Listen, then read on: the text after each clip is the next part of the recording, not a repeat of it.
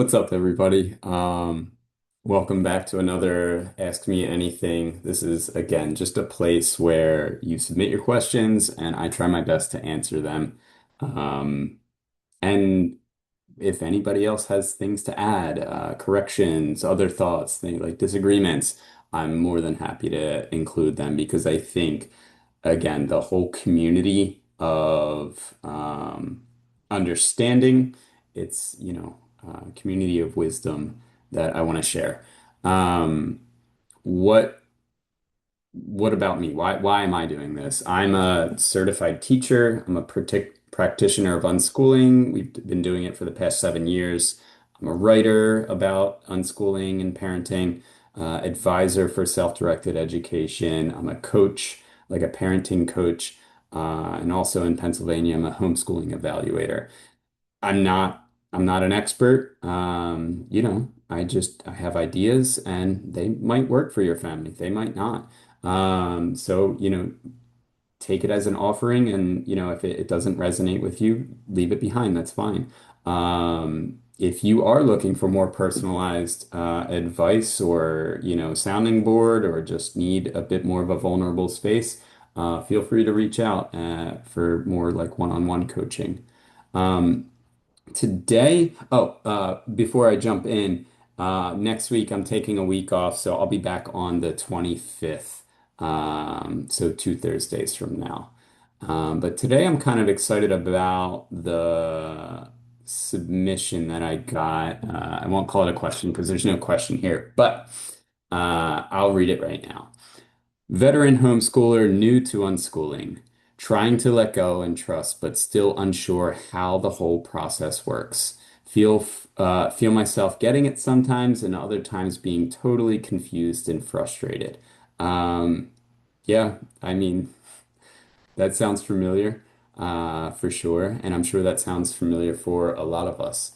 I'm gonna do this one a little different. I am gonna give you some quick notes that I think are really helpful, and then I'm gonna share. I'm actually gonna read a Substack article or blog or what have you that I wrote that I think really relates to this. So if we get to the point that I'm going to read and you like my reading voice or you like hearing things read aloud, hang out. And if you're just like, let me read it by myself, I'll share the link in the description. Okay. Um, all right. So to start off, uncertainty is uncomfortable, but it's natural in life. It's good to be uncertain about things. If we were always certain about things, then we would just be like, uh, plowing through life, making really stupid and sometimes good decisions. But, it's good to be curious. It's good to think, I'm not sure what's the best way. And that kind of always keeps us on our toes, which is uncomfortable, but always kind of keeps us on our toes, which helps us to be open to evaluate what's going on. Um, and things in life are impermanent. They're always changing. Um, I know myself, being someone with anxiety, I tend to grip tightly to control if I can. And over the past 7 years, I have been questioning a lot of that and trying to find new ways, new patterns of existence to move away from that dynamic. I think many humans are in the same kind of area that it's easier to grip tightly to control. But there are definite consequences to trying to hold so much control. And generally, they're negative across the board. They're negative because we're holding too much on our shoulders, and they're negative because the other people that we're taking the choices away from are feeling disempowered. Um, yeah, it's not generally it's not good, but it feels safer. It feels more familiar. It feels easier, and maybe in some ways it is, but I would suggest that in a lot of ways it's not in the long run. Yeah. So this transition, I think it's good to ask, why are you making the transition? That's not to say that you're making the wrong transition in general, or you're making the wrong transition for your family. This is just to get at the why. Like what is it for you? What are your expectations moving forward? What are your values? Um, why is this on the path that you have chosen? Or why is this certain decision like aligned with your values? Um, okay, another question. How much of life do you get? How much of life do you understand? How much of life, do you just like, yeah, I get it. Because I think generally we have gotten comfortable just not knowing a lot. And I think that's a norm in some ways, but it's also I think it's natural in a lot of ways. I am reflecting on language learning because that's present in my family. And as a native English speaker, I fluently know English, but there's a lot of things I don't get. If pushed, I couldn't explain. I could, guess as to why something is the way it is, but generally, I just, after being so used to something, you kind of it's not that you, well, maybe it is. It is kind of that you close off and it just works for you now. You don't need to like really analyze it so much unless you're interested in it. And some people are. Some people are like linguophiles or yeah, just people that are interested in communication and speech and different things like that. But for most of us, like English is not something we really explain. We just know how to do it for the most part, and we guess the rest of the way and don't really question it. So I guess that's a little bit of a bad analogy because I think we always want to be curious about the process, but I think as you move forward in unschooling, you get more to a place of comfort because there's more of a track record now. You know what it looks like, you know how it can change, you know the ups and downs.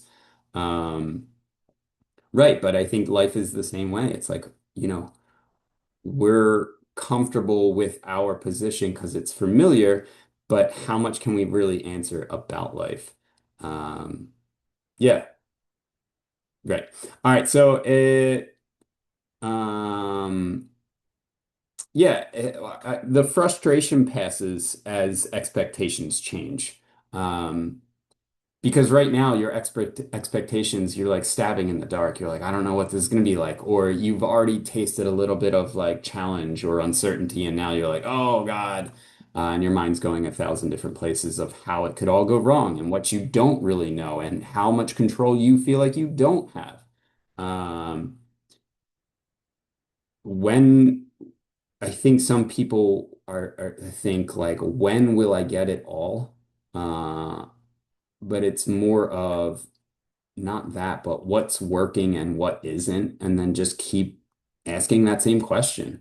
What are my challenges now? So deschooling, I would say this is a really important thing. I know a lot of people just say deschooling, do deschooling, but deschooling it's questioning. It's questioning what's happening and questioning um, decisions that you made either intentionally or unintentionally, or just kind of unconsciously, like this is what we're doing because that's what's always been done.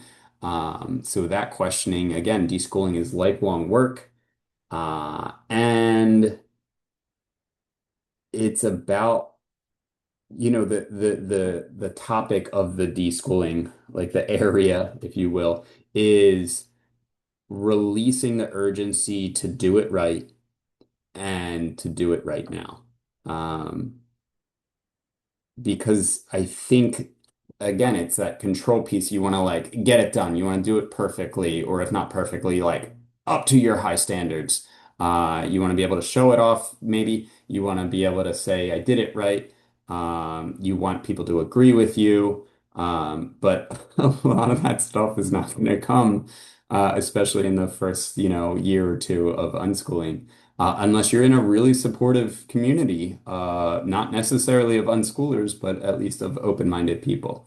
So at this point, I want to read something I wrote. I think it is super, super important to hear, whether you want to read it by yourself or you want to hear my beautiful voice reading it.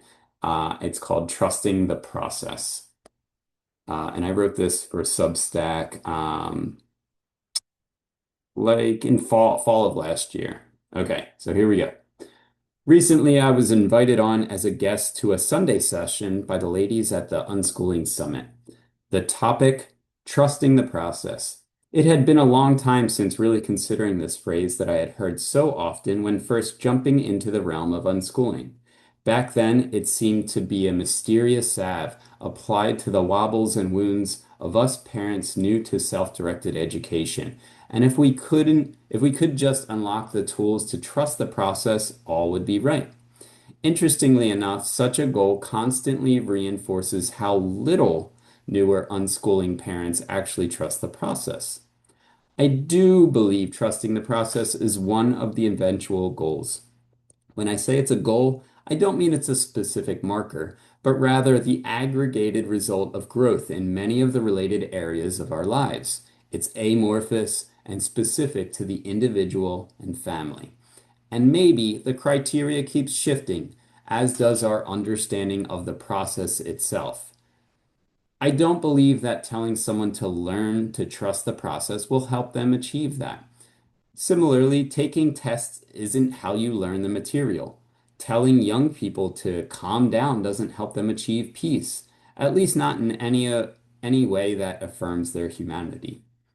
Not only is achieving this trust arduous work, but there is plenty of work to be done even after we can claim trust. Trusting the process is neither the medicine nor the full recovery, and this is something with which us eager mentors have to come to terms. Notably, what's missing is the curriculum itself, the stories of others further along, the how-to, a series of steps and pitfalls to avoid, but take what resonates, leave what doesn't type manual. What is also missing is one specific piece of advice that is basically the opposite of what people keep telling you.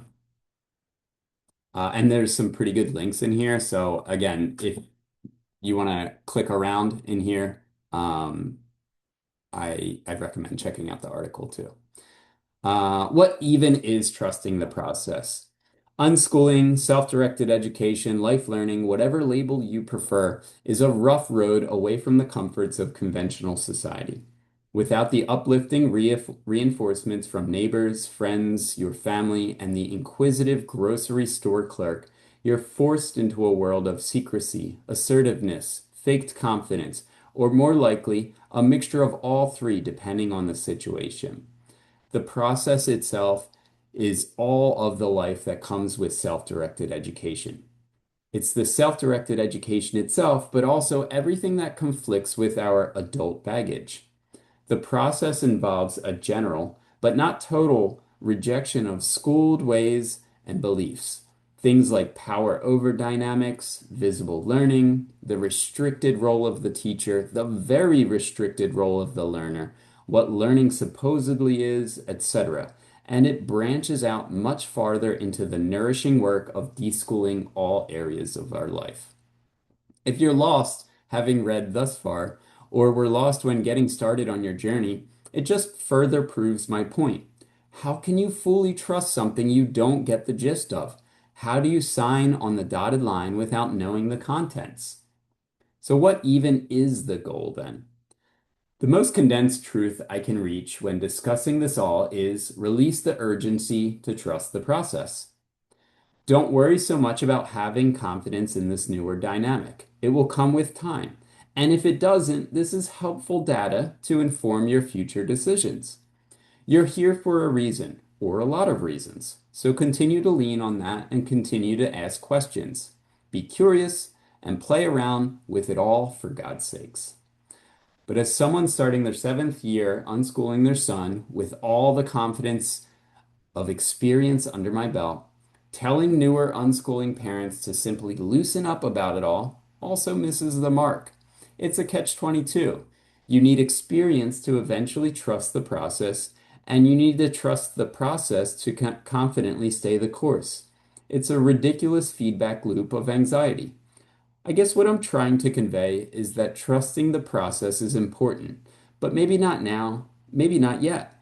And it's only a byproduct of finding alignment in the long run. Thus, I present to you three recommendations that can actually help us work toward comfort and conviction.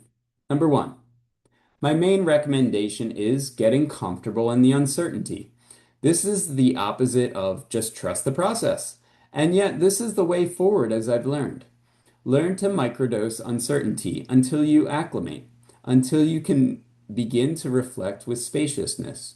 Wait, hold your tongue, breathe.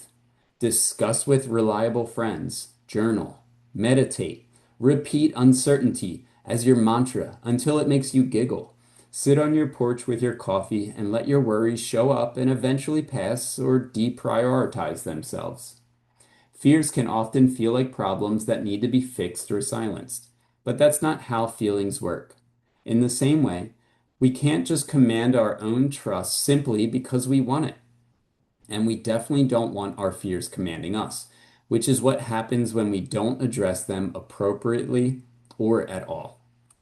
Number two, the second recommendation I have is to entertain your fears once they have calmed a bit.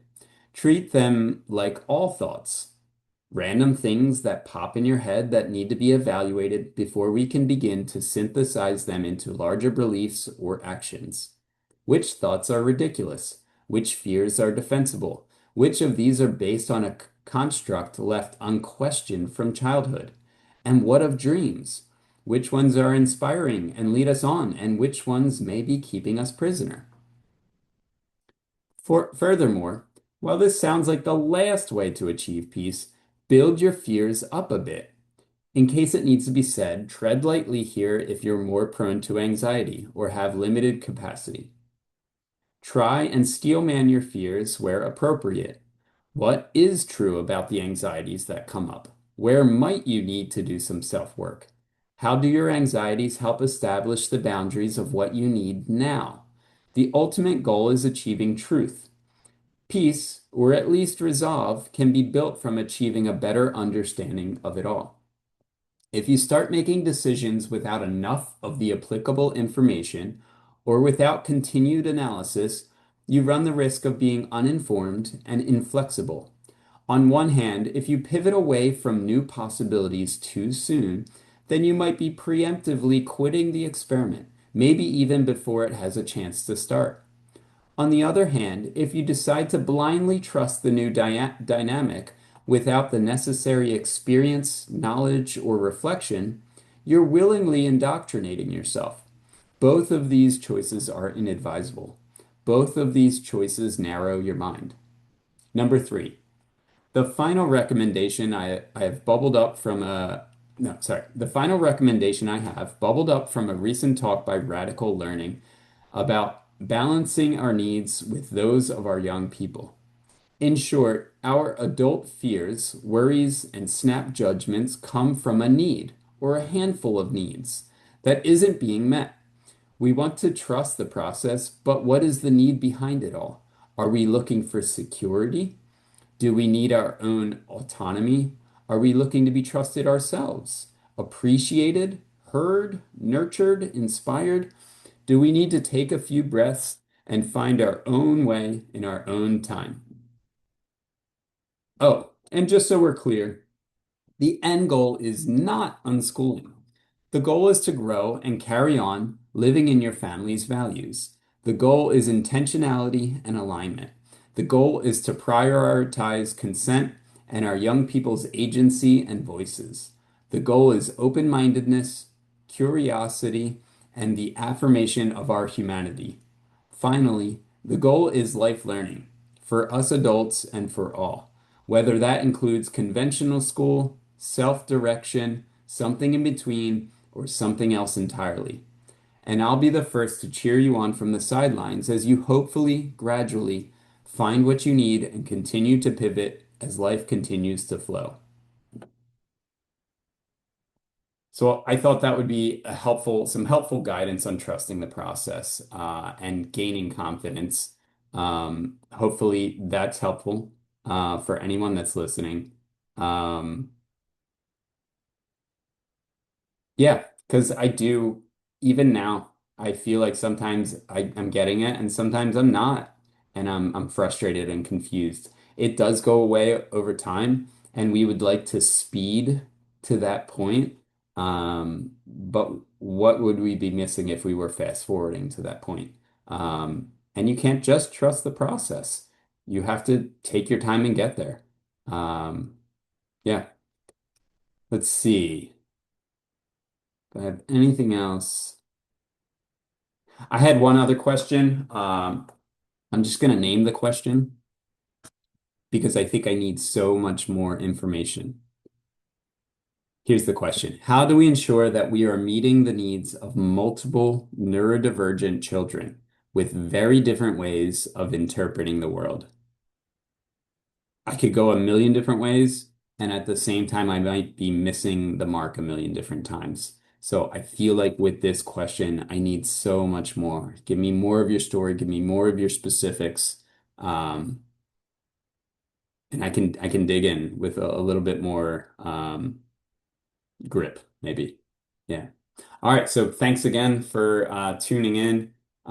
In 2 weeks, I'll be back on Thursday at again, always noon Eastern time. And thanks for hanging out. All right. See you all.